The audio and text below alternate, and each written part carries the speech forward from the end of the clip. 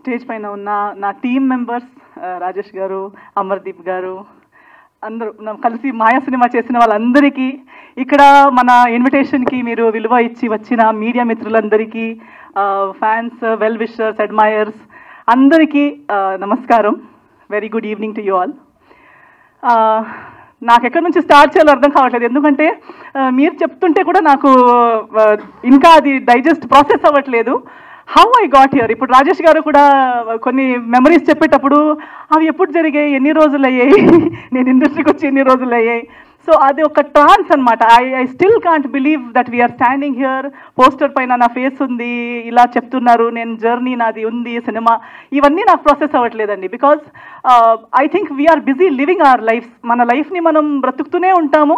ఆ లైఫ్ ఎటు వెళ్తుంది, ఎక్కడ తీసుకెళ్తుంది, ఎక్కడికి మన డైరెక్ట్ గారు చెప్పినప్పుడు సినిమా చేస్తాం అనుకుంటాం, కానీ అది రిలీజ్ అవుతుందా, రిలీజ్ అయ్యేటప్పుడు ఎక్కడికి వస్తుంది, అవన్నీ ఆలోచనలు ఉండవు. So in the same way నా జర్నీ కూడా సినిమాలో కానీ లైఫ్లో కానీ అలాగే బ్రతుకుతూ వస్తున్నాను, బ్రతుకుతూనే ఉన్నాను. నాకు నచ్చింది చేస్తున్నాను, నచ్చలేనిది చేయొద్దు అనుకుంటున్నాను, ప్రయత్నిస్తున్నాను తప్పులు చేయకుండా మంచిగా అయినంత మంచిగా నా లైఫ్ని నేను బ్రతకాలని. ఆ ప్రాసెస్లో ఇంకా మంచి మంచి మనుషుల్ని కలుస్తున్నాను, ఇంకా మంచి వర్క్ చేయగలుగుతున్నాను. So I'm very happy. అలా చేస్తూ ఈరోజు మనం ఇక్కడ మాయా సినిమా రిలీజ్ రోజు దగ్గరకు వస్తుంది, ఇలాంటి ఒక ప్రీ రిలీజ్ ఈవెంట్లో మనం ఇలా కలుస్తున్నాము, మాట్లాడుకుంటున్నాము అనేది నాకు చాలా హ్యాపీగా ఉంది. అండ్ అందరూ చెప్తుంటే ఏదో ఒక రకంగా నా జీవితం బ్రతుకుతూ నా లైఫ్ని బాగా బ్రతకాలనే ఒక ఉద్దేశంతో బ్రతుకుతున్నప్పుడు ఇంకా 2-3 లైఫ్లకి కూడా ఏదో ఒకటి మంచి చేయగలుగుతున్నాం అనేది ఒక బోనస్. అది చేయాలనుకుంటాం కానీ చేసే అవకాశం దేవుడు ఇవ్వాలి. అది మనం చేసింది నిజంగా ఇంకొకరికి బాగా పడాలి. సో ఎవరు బాగుపడుతున్నారు, మనకి క్రెడిట్ ఇస్తున్నారు అనేది I'm very grateful to God. ఇలాంటి ఒక లైఫ్ నలుగురికి ఉపయోగం పడేలా నన్ను చేస్తున్నారు, నా లైఫ్ని వాడుకుంటున్నారు దేవుడు అనేది నా happiness. I'm very happy for that. Cinema గురించి మాట్లాడాలంటే చాలామంది వస్తుంటారండి. ఇప్పుడు చెప్పారు డెబ్యూ సినిమాకి నేను ఓకే అన్నాను.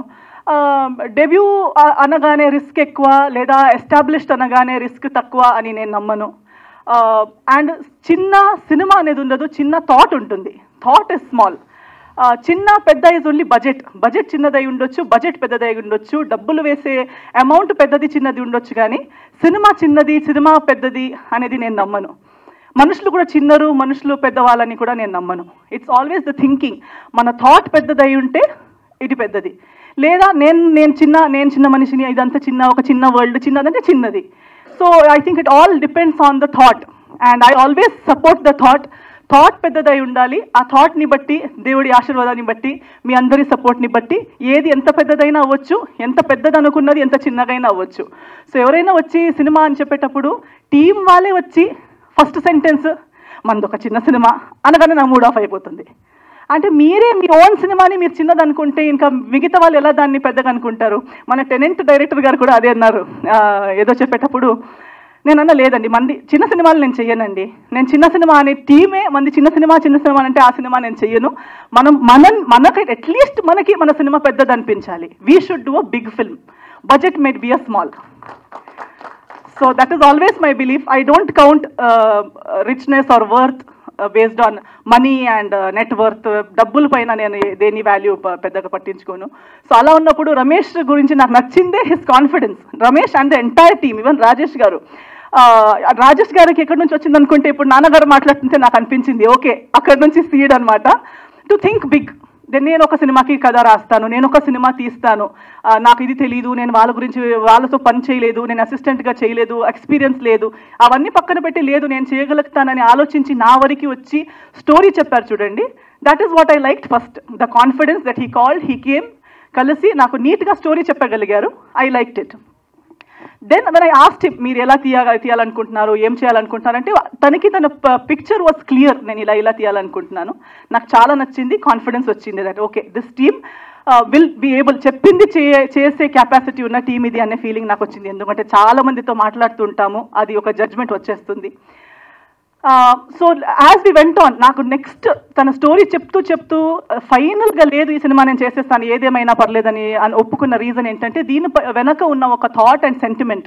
సినిమా హారర్ లాగా కనిపిస్తూ ఉండొచ్చు, ట్రైలర్ టీజర్ మీకు ఒకలా ఇది ఉండొచ్చు, దట్ ఈస్ వన్ ట్రాక్, ఒక పార్ట్. అది but cinema has something else to say and ఆ emotion behind it is very strong.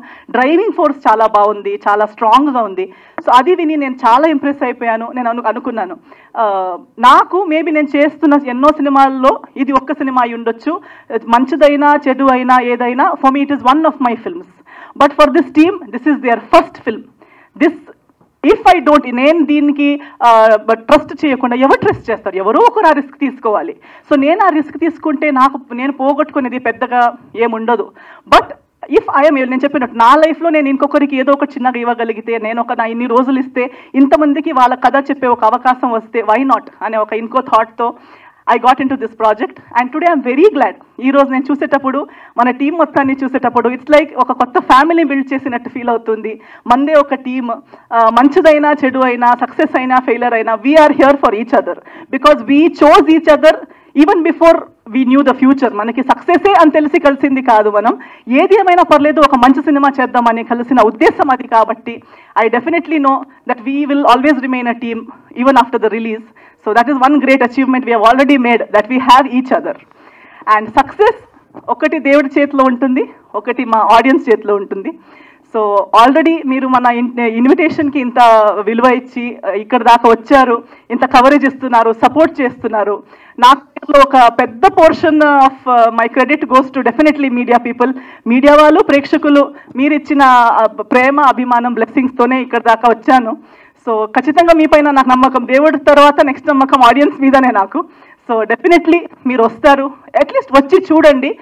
నచ్చేది నచ్చకపోవడం, మీ రివ్యూస్ మీరు ఇవ్వడం ఓన్లీ ఆఫ్టర్ వాచింగ్ కదా.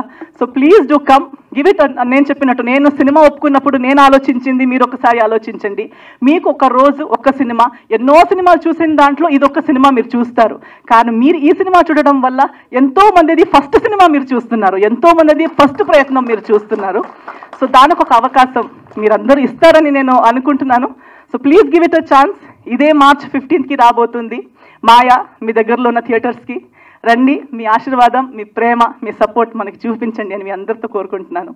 Thank you so much.